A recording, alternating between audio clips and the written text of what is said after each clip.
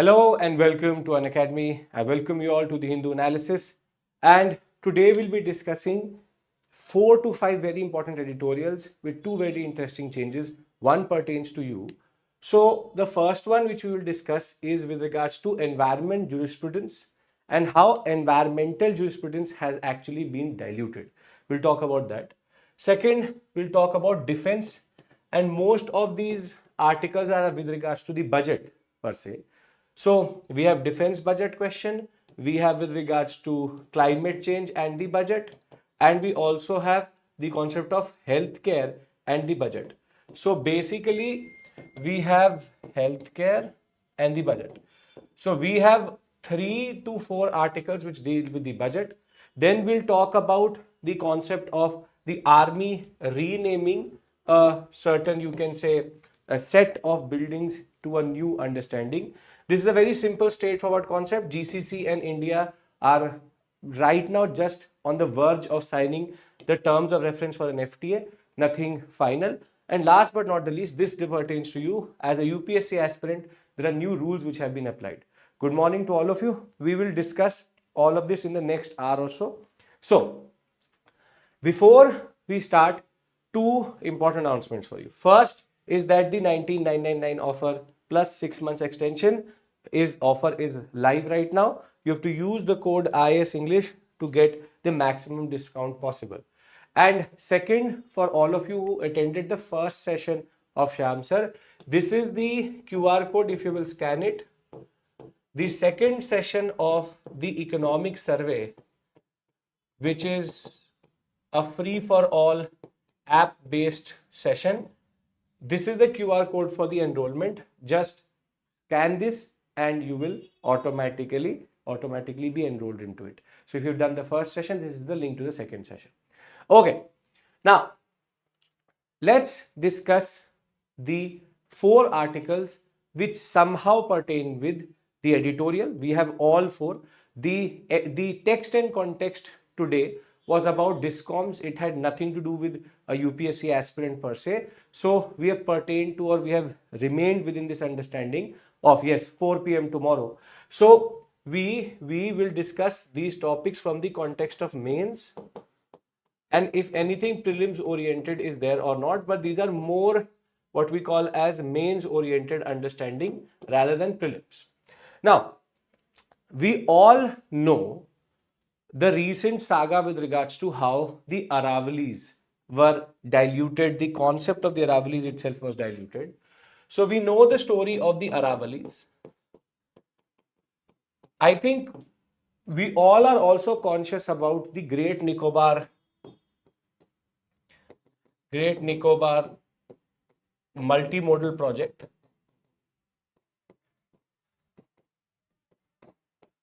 And at the same point of time, there is also a lot of, you can say, deforestation which is happening in the context of development versus development. Now, what is common to all of these 3 concepts or whatever you are hearing today is that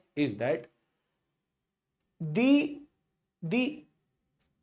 2 major interests of a nation are at a certain standpoint.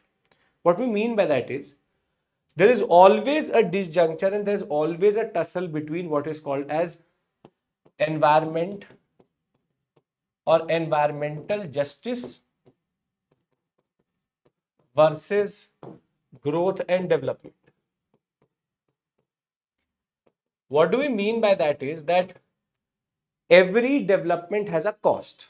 I think we all understand that. If you have to develop a very, you can say, very big hotel or a very big hospital or a very big highway, there will always be some environmental cost to it with regards to, for example, the number of trees which will be felled, with regards to how the ecology of that sector will be, in a way, you can say, changing because of the road, because of the hotel, because of the hospital. So for all of that, there was something called EIA which was developed, Environmental Impact Assessment. However, in India, environmental impact assessment is a pure joke, because for the process of ease of doing, now you really don't need to even get an EIA prior to the starting of the project. You can get it later, and EIA has been totally diluted. The second concept is called CAMPA. Must have heard about this also. Compensatory afforestation. That if I destroy a forest, for example, in a certain sector of Great Nicobar, I can do compensatory afforestation, for example, in MP. But the problem with CAMPA is when you destroy the mangroves in Great Nicobar and you are planting trees in MP, that is not the same thing, because the mangroves were a very important environmental, you can say, deterrent to tsunamis and erosion per se, coastal erosion. And the type of forest which we have in the Great Nicobar sector is not the same which you will put into MP, Haryana, whatever it may be.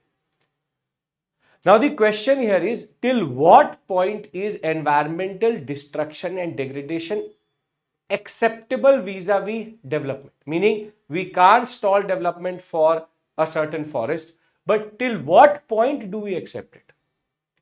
Now, here the article, why am I having this conversation with you, is because this article starts with this idea, which is that in India, environmental jurisprudence, which is the judiciary's role in the environment, is now under question. See, we already know that we have the NGT, National Green Tribunal, and the Supreme Court, which help in making sure that certain projects or certain acts or certain bills, certain forms of statutory bodies have some form of oversight. But when it comes to environmental protection, NGT is already a joke. It is a toothless tiger, does not have any real way of applying its will over the body. It's a recommendatory body.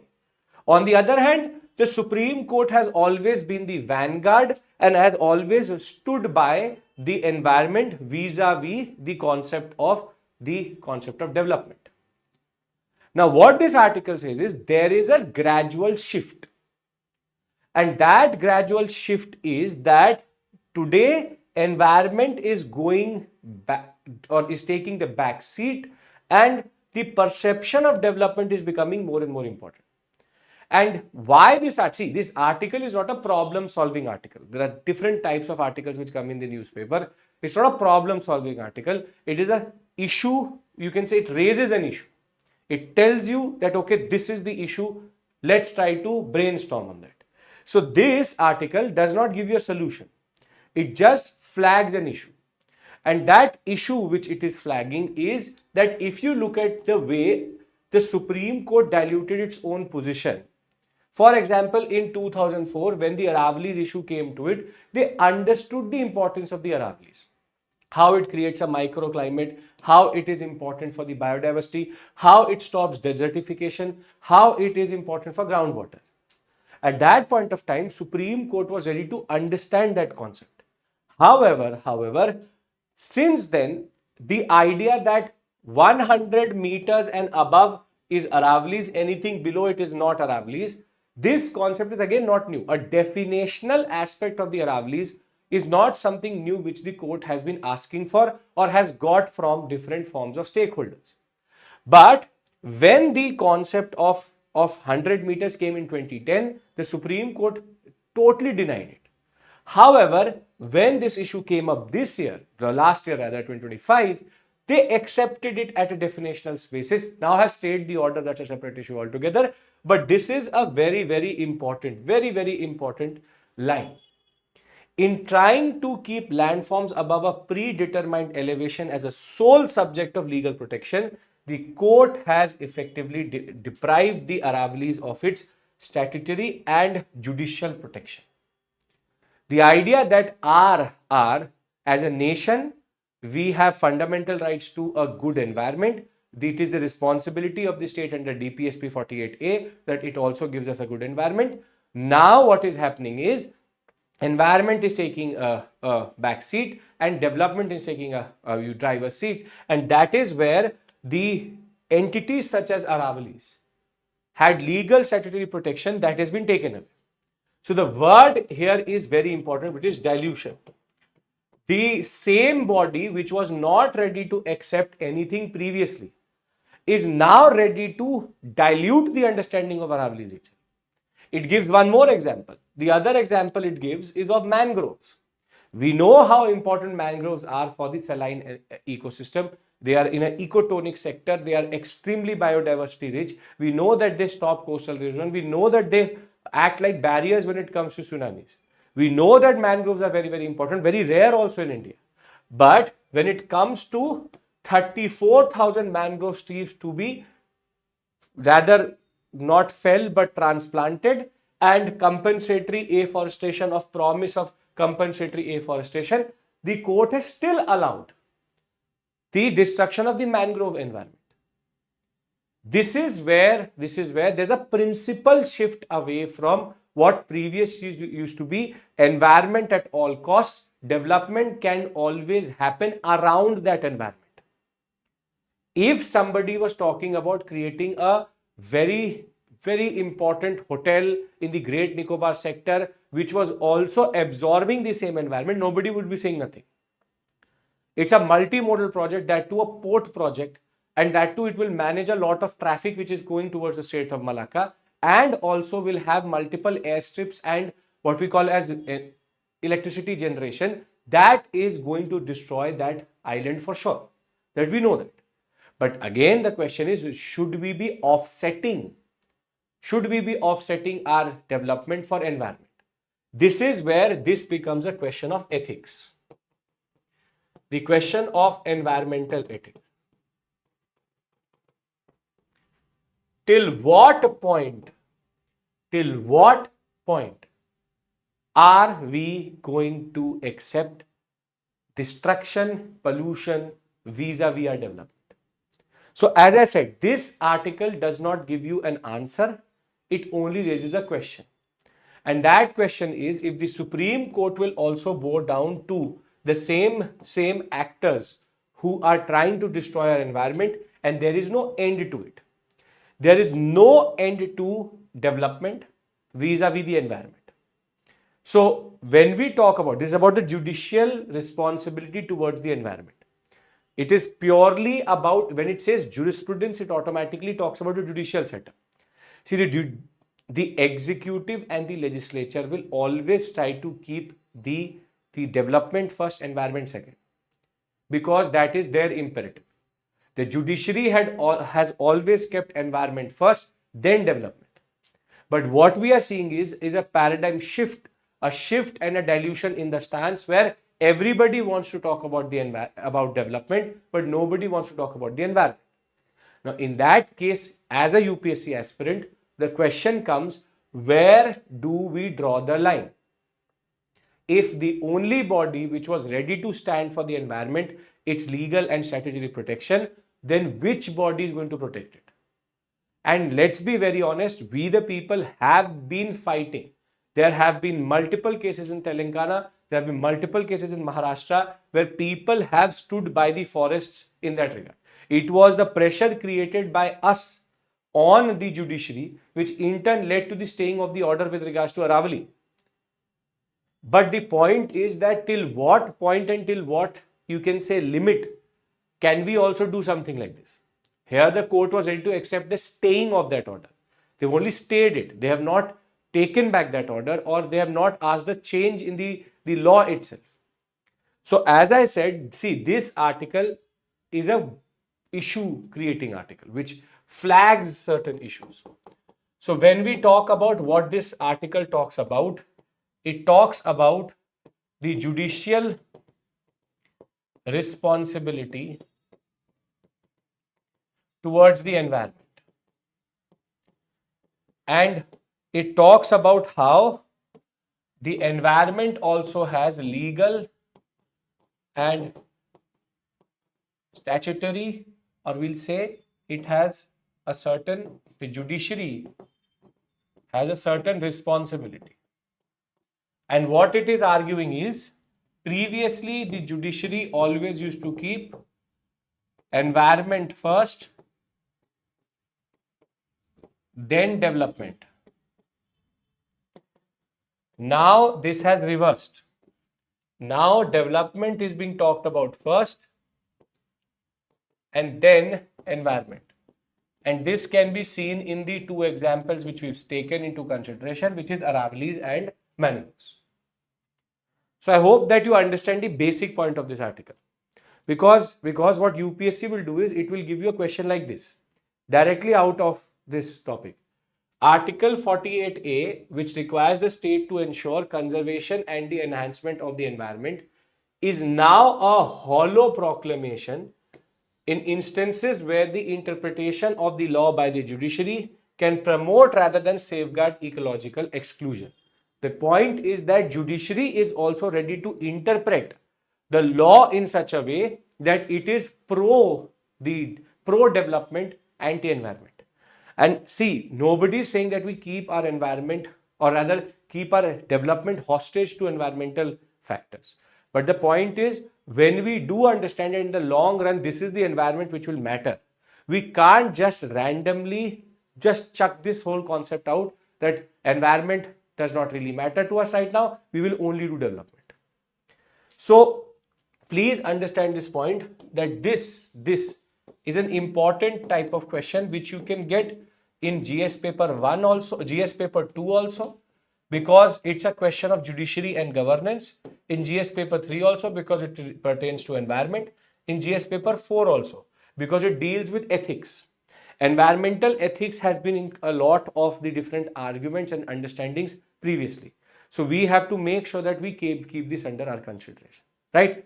As I said, not an article complete in itself, only flags issues. Two issues, 2 points I wanted to make. Are we clear about this? Everyone?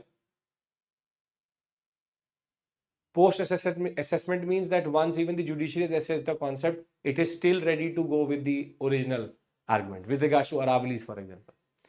Everyone on the same page with me? Okay. Now the next 3 articles deal with the budget and 3 areas. One deals with budget and defense. The second one deals with climate change and the budget.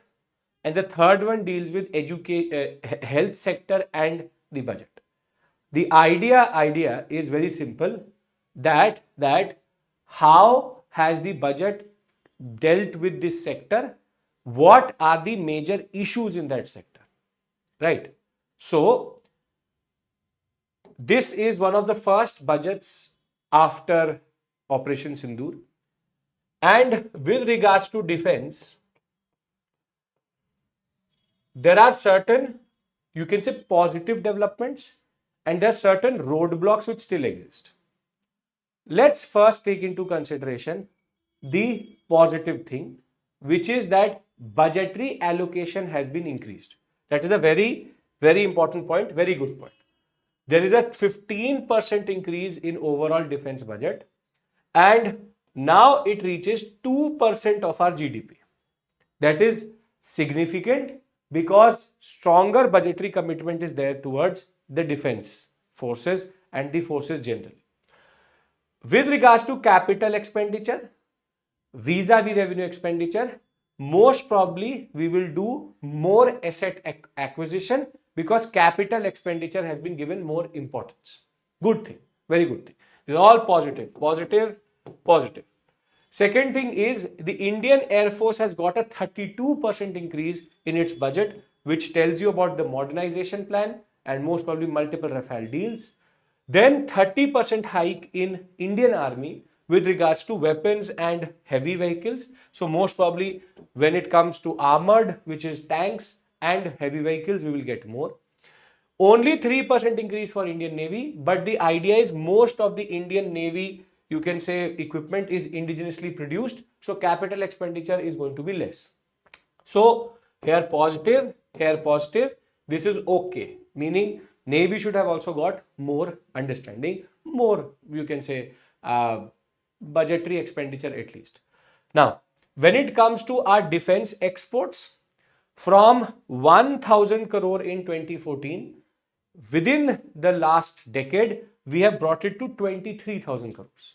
Again, a very, very positive development. We are now an exporter of defense technology also. Very good. Akash missile, BrahMos, two very important stakeholders there. Thereafter, army mobility equipment is now domestically produced. So make in India with regards to defense is also working. Very good point. Very good point. Pensions still remains a high budgetary allocation, but capital expenditure is more. So the pension of our army officers is equally important, but capital expenditure is 27%, pension expenditure is 21%. So all good, very good. Let's update our, you can say, mind map with regards to what is the basic point here. When it comes to defense, the following are the positive developments. 2% of the budget,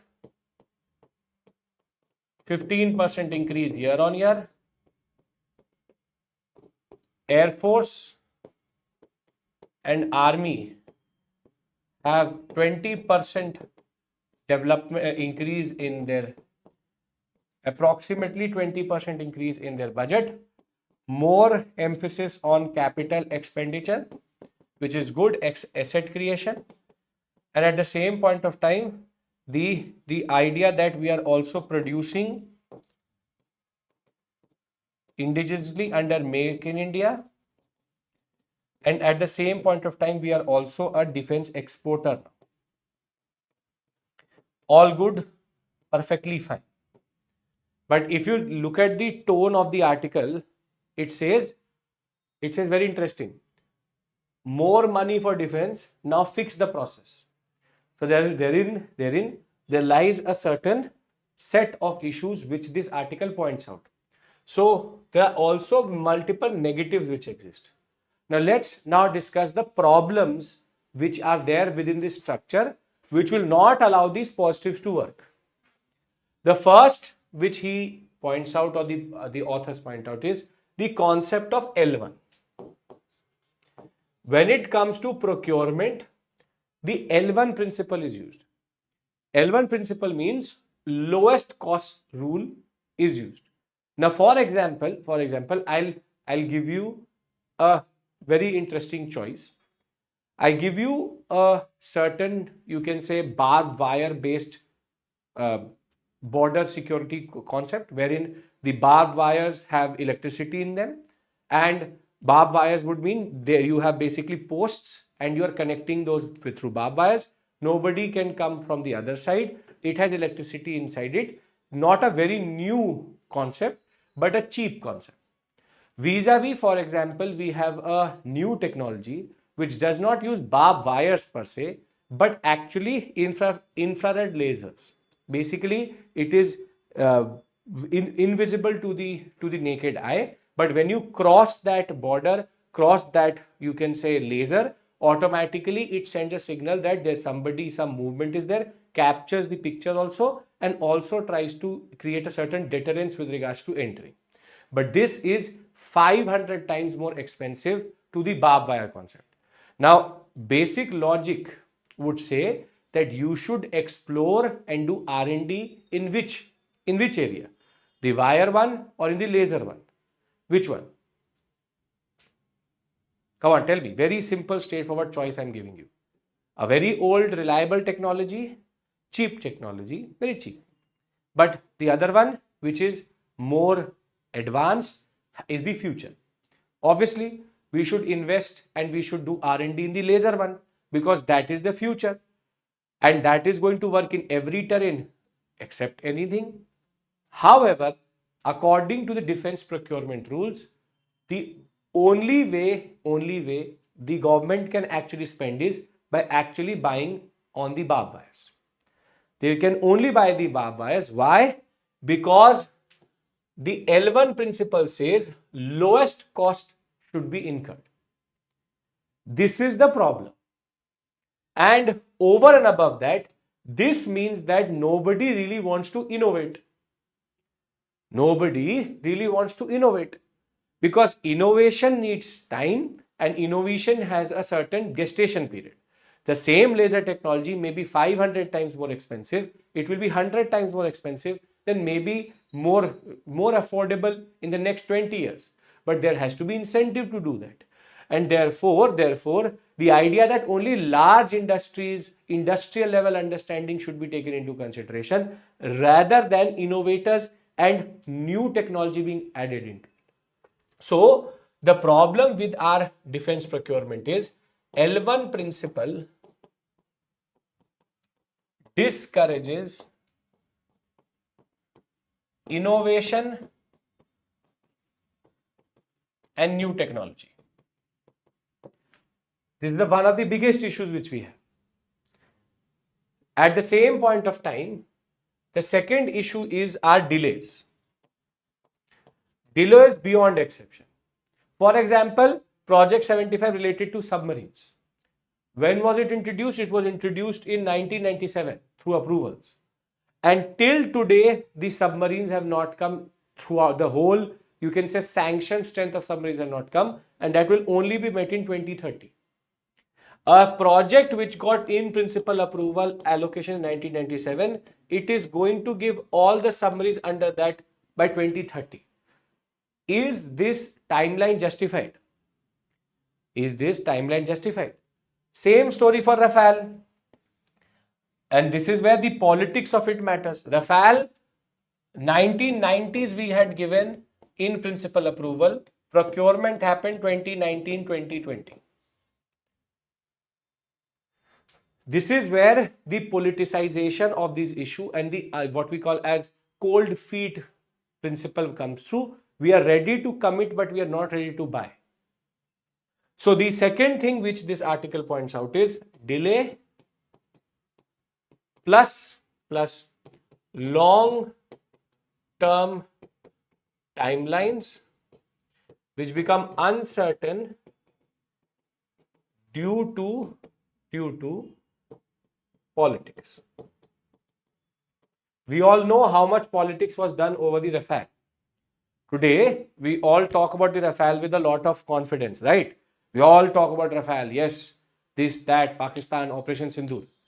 But I think we all know how much politics was done over acquiring the 36 Rafales and how a proper concept, though it was also problematic with regards to Reliance and private being, you can say only one player being given a lot of control, but the idea was everything was just shoved down the shredder and they said, okay, just give us flyby. As of today, there is also a lot of conversation happening with France with regards to further procurement of Rafales. However, the question is, will there be technology transfer or not? So the idea is that we are creating a regime where nobody really cares about everything in the larger context of things. It's only about politics of it. If this is not enough, we have one more very big issue, which is there's a certain clause in the defense budget. The clause is if the Ministry of Defense does not use up its capital expenditure outlay, which is, for example, I gave 20,000 crores to the Defense Ministry to procure something, and if I don't procure something, and if I don't utilize these 20,000 crores, it has to be returned to the consolidated funds of India. This is a very interesting concept, which is that surprisingly in 24-25, 12,500 crores was returned by the MOD to the Ministry of Finance. This is where in 2004-2005, the concept of a non-lapsable defense monetization fund was talked about, but nobody is talking about it. I'll tell you what this red tapeism is. It's a very simple, straightforward principle which every office uses. Every office, I'll give you a very simple principle, right? You have been given 10 rupees to buy pencils. You procure pencils, you used up 10 rupees. So next month also your parents will give you 10 rupees because they know that you buy pencils out of that 10 rupees. Now the point is you are very efficient. You saved certain pencils. So now you only need 8 rupees worth of pencils. But you said you wanted to use 10, but you took more. No issues whatsoever. Now for 2 years, you have been getting 10 rupees, but you have now a surplus. But the point is next year when you will be given 10 rupees, you have too many pencils. So what you do is you try to save money and you say that I will only buy 5 rupees worth of pencils. Now, under the defense procurement rules, what is going to happen is this 5 rupees is not your saving, is not going to be kept for you. It will be returned back to the government. Meaning the parent will say, only you need 5 rupees, okay, I will take 5 rupees. What happens through this is non-lapsable fund is not there. It lapses automatically. Defense budget is always zero and then 2000 crores or for example 20,000 crores, then again zero if not needed, if not used. It's a standard auditing and budgeting practice. But if the government of India is allocating 20,000 crores, if the army is not buying tanks because it is anticipating something good which is going to come from Russia maybe in the next 2 years, it should be able to keep that 20,000 crores, make that repository a 60,000 crore and then spend it. What is the point of sending the money back and then getting it back? So either you will do very bad procurement because you want to just do budget utilization, or you will not do utilization, the money will go back. That is why you must have seen that a lot of government agencies in the last month, this month, February, March, will do indiscriminate buying of stationery. Why? Because if they will not spend all the money which was allocated for example, office expenditure, the budget allocated to them will be reduced next year. So there are certain section officers who are sitting on a whole mine, a whole pile of paper, pencil, pen, because they just keep on buying, but there's no use. Now, I'm asking you this question as a very rational person. Does this principle make sense in the defense budget? When you are sending money back, what's the point of sending that money back? If there is a certain allocation of certain money under capital allocation, let the defense ministry hold on to it, so that next year when they get some money, if we get a very good deal on, for example, F-16s, which we won't, but the idea is if we get a deal on F-35, if we get a deal from Russia on any new generation fighter, at least we can buy it with at least having 1 lakh crore, for example, as a repository. So delay in procurement is one thing, budgetary allocation is the other thing. This is a totally different thing. Can't be using the same principles when your own national security is on the line. So the third issue which is pointed out, which is quite interesting, is this concept of capital allocation or capital allocated money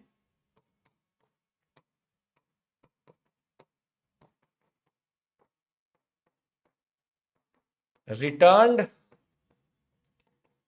if not utilized.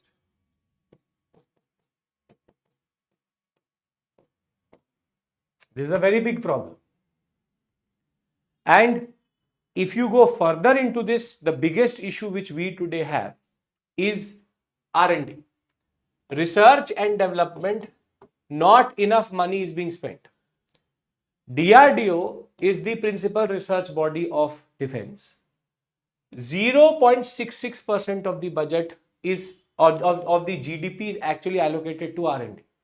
Vis-a-vis Japan or Australia, which spend close to 4% when they have very pacifist approach and very passive threats. So the point is, with near absence of private R&D and with mere 1%, that too 0.66% of the GDP being allocated to DRDO, what will they do? They're bootstrapped. So the other issue which is there is when it comes to R&D of the budget, R&D budget is 0.66% of GDP, which is nothing per se for a country like India. So if you look at this slide, you automatically get to know that everything here will be undercut by everything here. And a very interesting point is made by this article, and that point is very interesting, which is that why do we see a defense budget only as a form of a capital expenditure?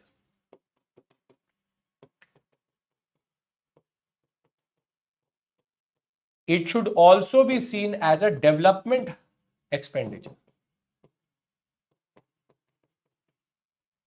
Meaning if the border road organization BRO connects all the villages, of our, for example, of Ladakh, of Jammu and Kashmir, of our bordering areas, those villages will also get integrated into the economy and we'll have better economic development in that area. So why can't we take the BRO's development as a developmental expenditure rather than a defense expenditure? So the article actually has a very, very interesting way of arguing that we are still looking at defense from a defense perspective. Defense expenditure is also developmental expenditure. The more national security expenditure which we do, we have less forms of threats, we have less terrorist activities that only boost the economy of that sector. So what you have to remember here is the L1 clause, and second, the issue of sending back capital expenditure.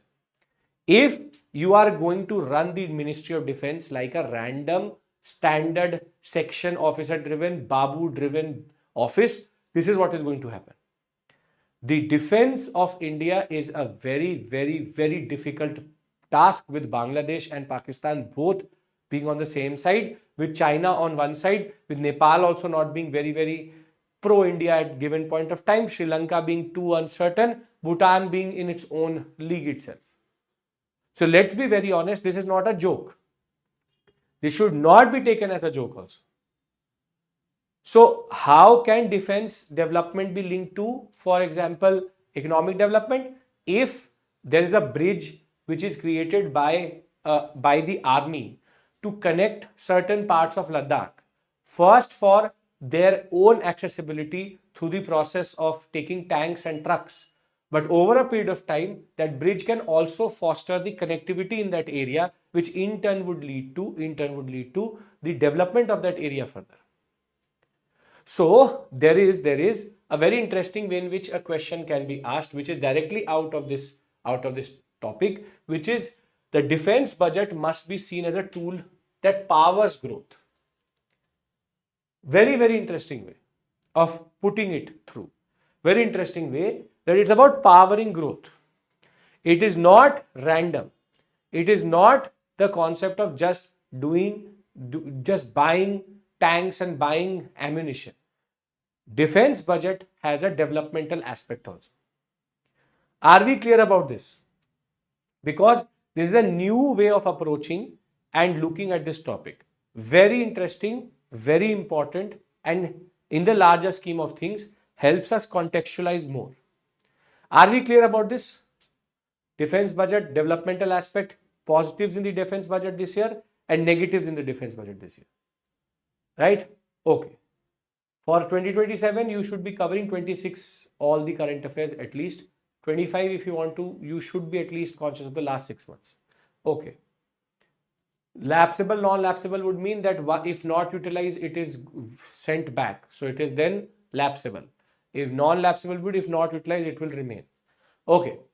Now, the second article in the same type of thematic which we are discussing deals with the concept of climate change.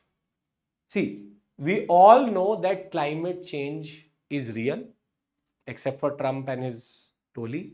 That's a separate issue altogether.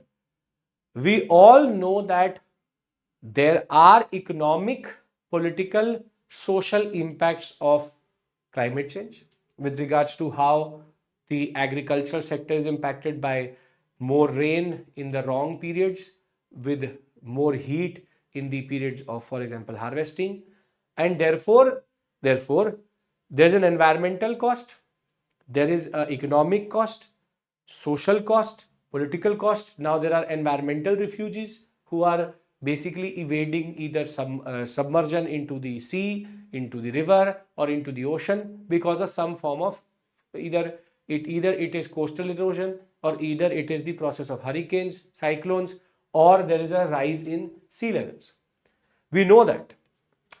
Now, what this article says is the intent and the outcome are totally different. Totally different here. there is a disjuncture between the intent and the outcome when it comes to the budget and climate change. Meaning, the intention is to do good for climate change, but the outcome of the budget is zero. Meaning, in the budget, the following sectors were given a lot of emphasis: cement, steel, aluminium, fertilizer, decentralized solar power, greening of irrigation pumps, green hydrogen, and nuclear energy. Now, let's be very clear about one thing. Steel, aluminium, they have to now be they will now be traded with the EU. Now, if they will be traded with the EU will then bring in CBAM, something which we discussed 2 days back, which is Carbon Border Adjustment Mechanism. Now, if we are giving more carbon dioxide than the EU to basically produce the same amount of steel, they are going to adjust it through a custom duty or through CBAM certificates. So, when it comes to steel and aluminium, climate change is not now just about climate change. It is actually more than that. It is now about how do we trade with EU or how do we trade with nations which have environmental laws and mechanisms. Now, when it comes to decentralized solar and the Kusum project, the problem is that the outlay overall is 20,000 crores for a new type of technology which is needed for greening of this, which is called carbon capture, utilization, storage. In your environment chapter or in your science and technology chapter, you must have heard of this word called carbon sequestration. Carbon sequestration is that you capture the carbon, you sequester it, which is you capture it, store it, and remove the carbon dioxide from the what we call as atmosphere or the ocean. This is called the concept of creating carbon sinks. So recently, a lot of carbon capture in Iceland and the Nordic area is to create, for example, bricks out of it. Fly ash bricks is a carbon capture utilization concept. Or for example, we've had the sequestration of oceanic carbon dioxide or the organic material. So the idea is that we have to create the biggest carbon sink in the world. Our forests, which is forests are the best carbon sinks of the world and best way of doing carbon capture and sequestration. Now, what the article argues is this is a very expensive technology, needs a lot of gestation period, and if we have to indigenize this concept, we need to have a bigger allocation here. Meaning, whenever it comes to CCUS, which is carbon sequestration technologies, this is a very, very modest allocation. The story of Norway, Canada, and US has proved to us that it is very expensive and the outcomes are very uneven. Therefore, when it comes to sectorial allocation of sequestration processes, it is a very low, you can say, allocation. Further, with CBAM in perspective, it's a very interesting line that now it is not just about climate goals. If you want to trade and have export competitiveness, now carbon capture, carbon sequestration, and climate change and carbon sinks are more important.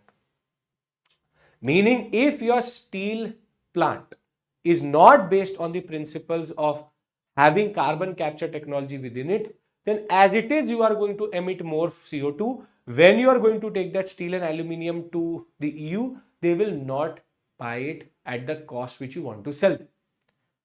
So what this article wants to point out is that now climate change is not about climate change, it's about economic development and economic competitiveness.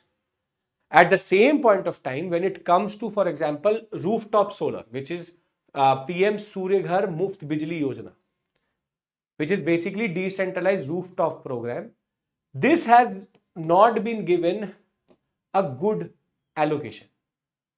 Further, when it comes to Kusum, which is solar irrigation pumps, this had a very good, you can say, adoption rate. However, again, no real increase in allocation, only in name. So this one, there is a lot of you can say, challenges which were not talked about, and cooperation between the DISCOM and the houses had to be there. That was not there. Allocation of 22,000 crores still, and for Kusum, which is doing well, it is only 5,000 crores.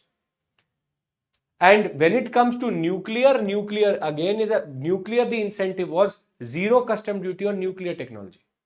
But the problem is it is still capital intensive, very, very long gestation, very, very risky.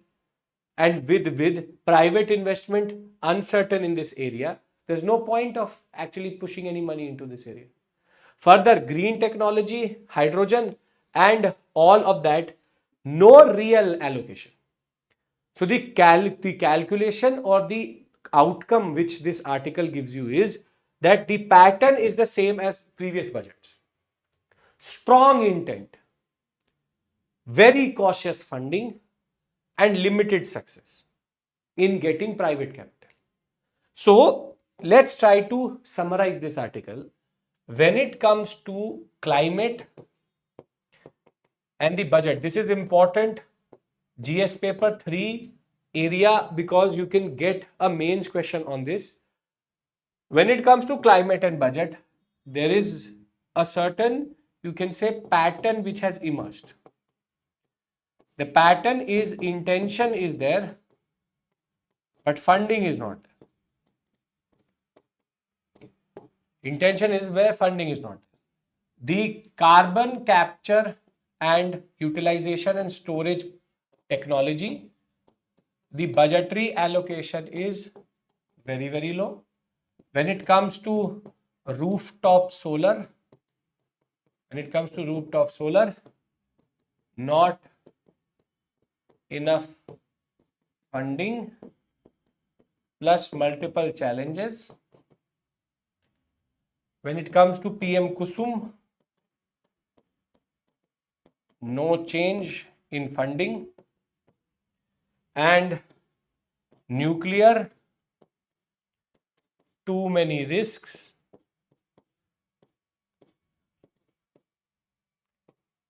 Hydrogen, no budget. And if we take into consideration CBAM,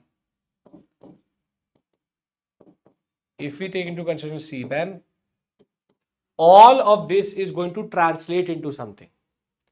And what it is going to translate into is, if we are not able to create carbon sequestration and carbon capture technology in India, then trading with the EU should be a question which India cannot answer only. Because they are going to still create issues. With regards to carbon border adjustment mechanism, there is no way that they are going to trade with the steel and iron which you produce, aluminium which you produce with old technology. Why nuclear power is as it is risky? Because if there is any form of nuclear fissile material leakage, or if the nuclear waste is not properly disposed, it is a hazard for centuries to come. But the point is, there is no real direction. They said, okay, we will go for carbon sequestration, but no real allocation there. It needs intent. And the biggest issue is private capital was not mobilized. Was not mobilized only. That is the whole point. Now, do we understand the intent of this article? Because then we'll move to health and the budget. Can we move on to the next one? If we understand what this article is trying to talk about. I'm giving you these mind maps because you should know how to condense information out of articles. Yes, sir? Okay. Now, the next article talks about more and less, which is how healthcare component was dealt with regards to the budget. Now, here again, we have a very interesting set of data which comes through. So, the total health allocation was 1 lakh crore, which is 10% increase over the last year. This amount looks very big, but as a share of GDP, 0.26% of the GDP is spent on health. At the end of the day, whatever you do in your life, if you don't keep yourself healthy, if you're not healthy per se, if you don't keep your health intact, everything is useless. As UPSC aspirants, you must have seen this. A lot of good progress, a lot of momentum in preparation. You fall ill, everything goes down the drain. Now, for a nation which wants to be a 5 trillion economy and for a nation which wants to be a global leader, this 0.26% goes to health. Health as part of total spending of the government, 1.9%. Budgetary expectation falls below expectation. Now, this is not, it's not that we don't have money. If we can allocate 60 crores to give funding to Bangladesh, a nation which is hell bent to destroy India as of right now, as aid, we can give some money for the health sector also.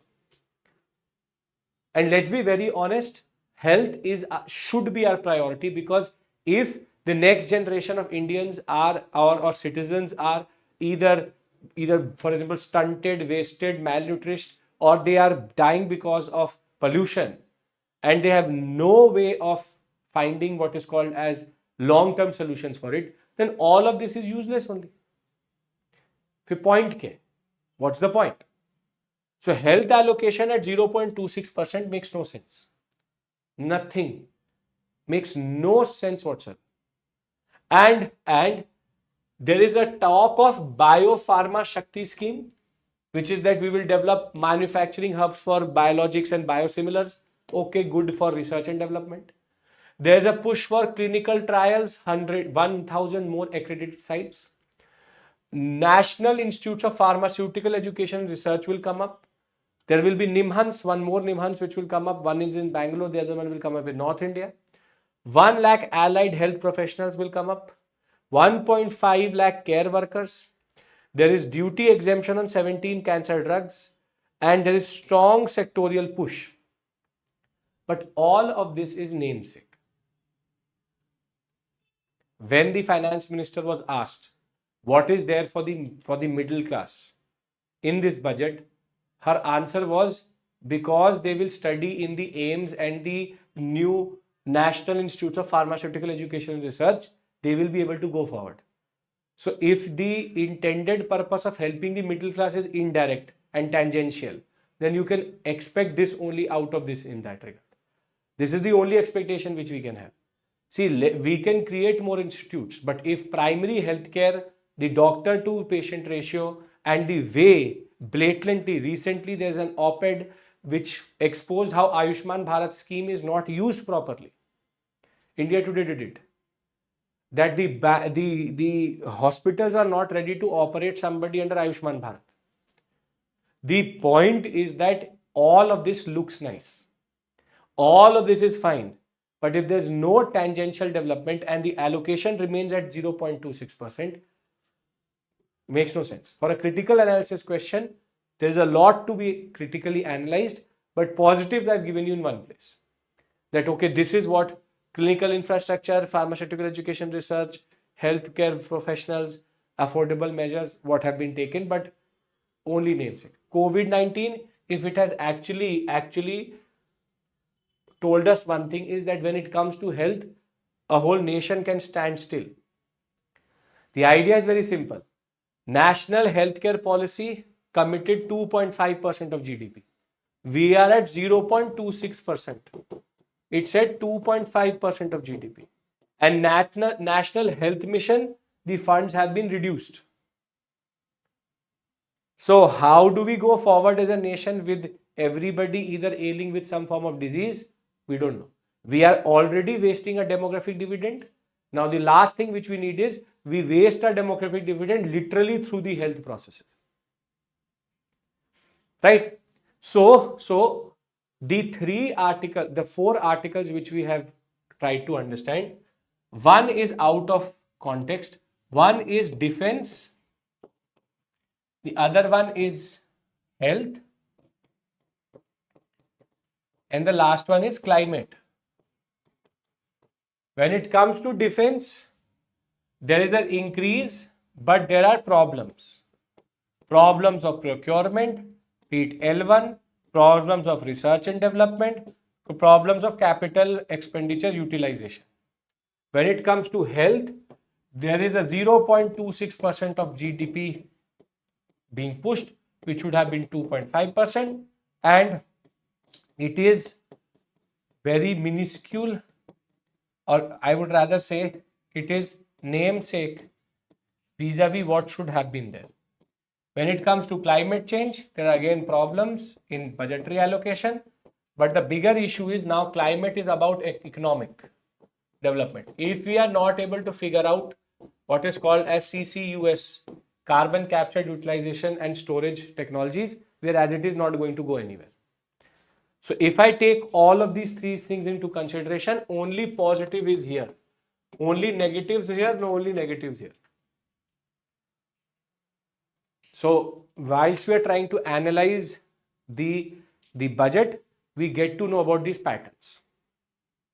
Are we clear about these four articles? Three simple articles. One, as I told you, which is GCC and India are in talks for an FTA. We will see where it goes. Most probably we'll discuss it tomorrow in more detail.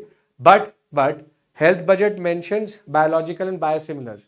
What that means, biosimilars and biological, that is biotechnology based understanding. Maybe prelims orientation you can use those terminologies, right? Okay. Now, last two articles, GCC, remember, tomorrow most probably there will be more news. I've just given you a heads up. GCC and India are working for a FTA, which will open up the West Asian sector for us.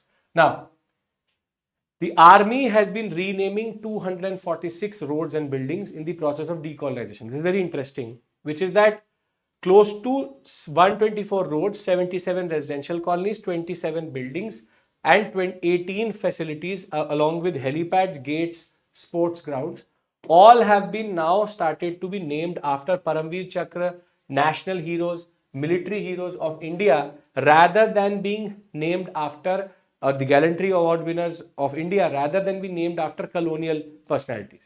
That is where this is a very good development, where we are now trying to take into consideration our own heroes.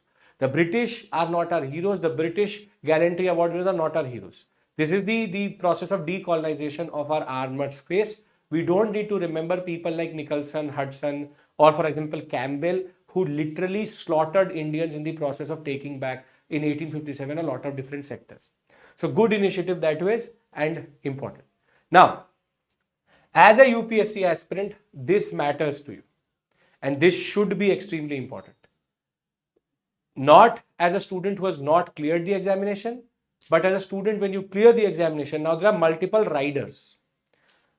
In the process of talking about changes, other than the form itself, which is 4-step live capture of photo, which is equally flawed, the website is not working properly, and the new process of signatures, it's a proper mess which UPSC has created again. Last time it was having a very elaborate form. This time the form itself is not opening. If it is opening, it is not saving. The process of live capture itself is also problematic, because either nobody has a webcam, the cameras in the laptops are really bad, and the QR code based question where you can take what we call as QR code, you have to scan and take your picture. It is not accepting very standard pictures. It's accepting problematic pictures. The problem is that this is for students who have cleared in 2025, or for people who have cleared in 2025, or who intend to improve their rank and improve their service. See, in UPSC, there was always a restriction that if you got Indian Administrative Service or Indian Forest Service, whatever cadre it may be, you cannot give the examination without resigning. This was always the concept, which is restrictions for those already allocated IAS and IFS was always there. Now, new restrictions have been brought in for IPS and Group A services. Firstly, if you clear the examination through IPS and you want to apply again, you cannot apply for IPS again. This is the first rule change, which is if you are already in that service, IPS, you cannot apply for IPS again for cadre change, because a lot of officers used to do this. when they used to get the IPS service, they used to apply again so as to improve their cadre, knowing that there was some form of new allocation coming to a certain state. Now, if you are an IPS officer, you have been allocated IPS, you cannot apply again to IPS. You can apply for any other service. Further, there is new concept. If a candidate is allocated a service under 2026, he will be or she will be only eligible to give 2027 examination if there is authorization from the training authority. Meaning, training authority or authority concerned has to authorize that this person wants to give 2027 examination. Now, once you have that, the candidate would be eligible for grant of one-time exception only from the joining and doing the training and then giving the examination. Meaning, if you have joined the foundation course, you take authorization. Now, either that year or next year you give the examination, only one-time exception is given to you. Meaning, there will be no examination attempt after that one time until unless you don't resign. And for students who have got, or the officers who had got allocation under 2025, they can also only appear for this year or next year after getting permission. If they do that after that, they would have to resign thereafter. This is very significant change because this is going to increase the attrition rate in the IPS, or at least in the services itself. The simple straightforward language, it means if you get IPS and you apply for this examination again, you can't apply for IPS again. First. Second is, if you are a 2025 candidate, you want to give the examination this year or next or 2027. The point is you have to first take permission. Second is you will get permission to give this year attempt or next year's attempt. But in 2028, if you want to give the attempt, resign from services. For you, what is going to be a rule is, if you get a Group A service or IPS, you can only give one attempt after taking permission from the authority concerned and after joining foundation course. After that, if you want to give the attempt, then you would have to resign from the services itself. So if cadre policy was not confusing, if the form was not confusing, if the examination itself was not very difficult, now how you give, because a lot of students, it's a good move also, because this allows for deserving candidates who are not always looking for making their ranks better each and every year. And for example, all revenue service officers topping the examination because they are in their services, they have the cushion of it also, and then they study and give the examination. So they ruined that position in Indian Revenue Services the year they become an IAS officer. It's a good process. At least DOPT now has some form of oversight in how many projected officers are going to give the examination, how many allocations are going to happen, and how many have to resign in that regard. Because we have seen Indian Economic Service, Revenue Service, IPS officers preparing year on year to improve their rank and thereby destroying that seat in that year in that regard. So, with regards to UPSC and the form, multiple changes in this regard. I hope that all 4 steps have been followed by you. If there's any issue which you're incurring, please fill the form. We have a dedicated helpline which is in the description box. So on this note, we will end the session for today. I hope everything made sense with regards to how the environmental jurisprudence is being diluted, budget with regards to defense, health and climate change, and the renaming and the process of UPSC change. There's a dedicated article in the Hindi newspaper with regards to this. So I thought, why not discuss it? Okay, perfect. So thank you so much. I will see you tomorrow, same time. For Saturday newspaper, the editorial will not be there, but something new for us generally. Bye-bye.